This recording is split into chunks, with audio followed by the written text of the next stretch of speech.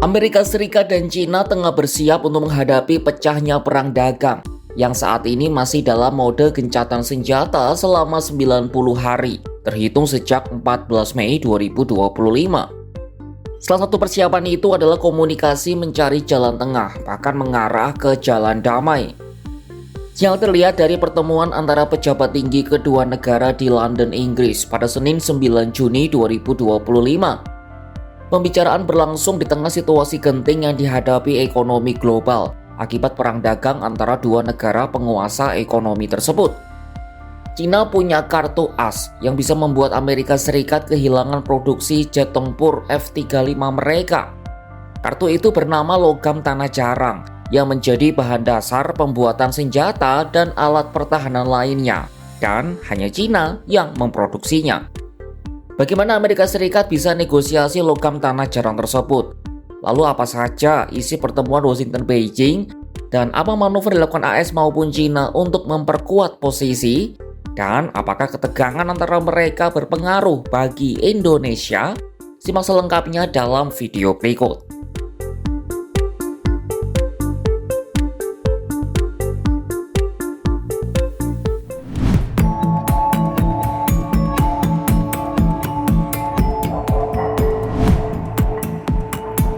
Pejabat tinggi AS China bertemu di London, Inggris untuk putaran kedua pembicaraan ekonomi pada Senin 9 Juni 2025. Delegasi Amerika dipimpin oleh trio Menteri Keuangan Scott Bessent, Menteri Perdagangan Howard Lutnick, dan perwakilan perdagangan AS Jamieson Greer. Sementara China diwakili oleh Wakil Perdana Menteri untuk Kebijakan Ekonomi He Lifeng. Pertemuan diperkirakan akan berlangsung hingga Selasa 10 Juni 2025. Saat dimintai komentar soal hasil pertemuan pada Senin, Presiden AS Donald Trump menyebut pihaknya baik-baik saja dengan China. Namun Trump juga menyebut Beijing sebagai negara yang tidak mudah. We are doing well with China. China's not easy, just like your home country is not easy there. I think we're doing very well. They're over there now. I'm only getting good reports. It's a little early, but they'll be calling in soon. In fact, probably when I get back, I'll have my first call from them. We want to open up China. And if we don't open up China, maybe we won't do anything. But we want to open up China. It'll be a great thing for China, a great thing for the rest of the world. Adapun putaran pertama perundingan telah berlangsung di Genoa, Swiss pada Mei lalu dan berakhir dengan harapan. Kedua negara sepakat mengurangi tarif untuk sementara waktu yang saat video ini dibuat sudah melebihi 100%. Kedua negara juga sepakat mengadakan pembicaraan tambahan untuk menurunkan suhu. Sementara pada Kamis 5 Juni 2025 lalu, Presiden China Xi Jinping melakukan kontak langsung dengan Trump. Pembicaraan yang berlangsung sekitar 1 jam 15 menit itu disebut dilakukan untuk memperbaiki hubungan kedua negara. Xi Jinping mengatakan bahwa upaya memperbaiki hubungan China dan Amerika Serikat sangat penting untuk menghilangkan segala jenis gangguan. Hal itu disampaikan oleh Kementerian Luar Negeri China melalui laman resminya.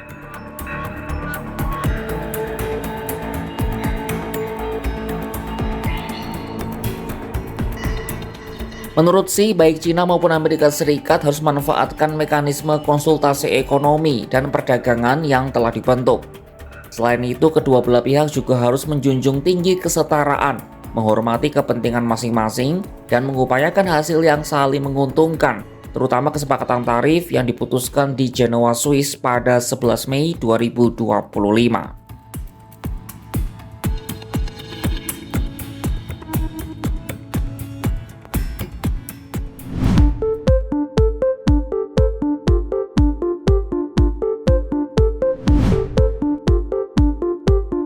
Pembicaraan antara Amerika Serikat dan China berlangsung di saat yang genting bagi ekonomi global.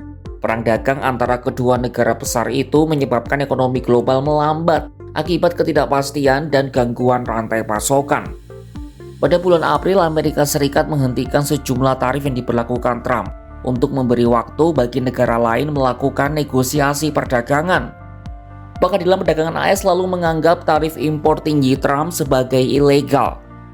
Ketidakpastian ini melemahkan posisi pemerintahan Trump saat coba menegosiasikan perjanjian bisnis untuk memberi akses yang lebih besar bagi bisnis Amerika ke pasar Cina, lalu mendorong Beijing untuk membeli lebih banyak produk Amerika dan menarik lebih banyak investasi Cina untuk membangun pabrik di AS. Namun pada saat yang sama, Trump ingin menjadikan tarif untuk mencegah membanjirnya ekspor barang manufaktur Cina. Beijing juga merasakan dampak negatif dari perang dagang. Ekspor mereka ke AS turun 35% per Mei 2025 dibandingkan dengan periode yang sama pada 2024. Keruntuhan pasar perumahan di Beijing yang terjadi secara perlahan selama 4 tahun terakhir telah menyapu bersih sebagian besar tabungan kelas menengah di sana. Imbasnya ratusan juta rumah tangga enggan berbelanja. Namun, Cina punya strategi dan senjata pamungkas yang kuat. Apakah itu?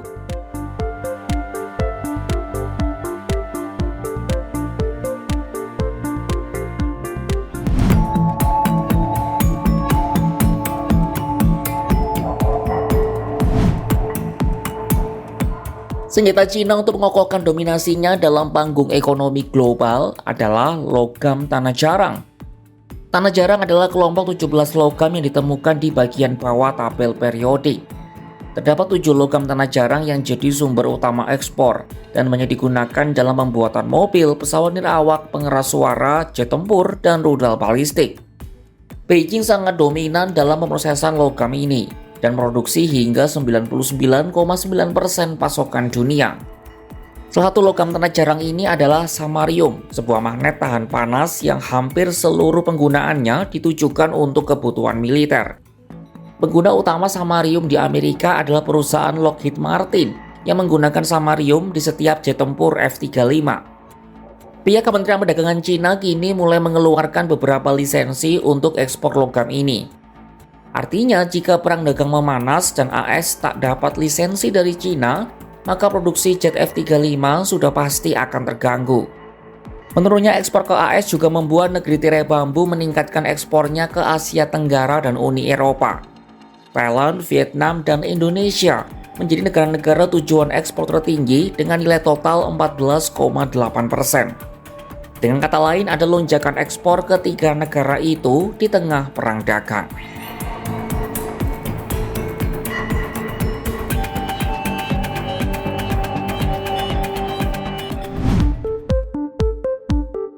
Amerika dan Cina duduk semeja bukan tanpa alasan. Dunia sedang demam akibat perang dagang mereka. Di balik jabat tangan diplomatik tersimpan tarik ulur strategi dan kepentingan. Tak ada yang benar-benar menang dalam konflik dua raksasa. Sementara itu, negara-negara seperti Indonesia ikut terdampak meski tidak terlibat langsung. Kita hanya bisa berharap bahwa perundingan bukan sekadar basa-basi, sebab arah ekonomi global hari ini baik ditentukan oleh apa yang disepakati dua negara itu dan apa yang tidak. Saksikan kabar lainnya hanya di kanal YouTube Kompas.com.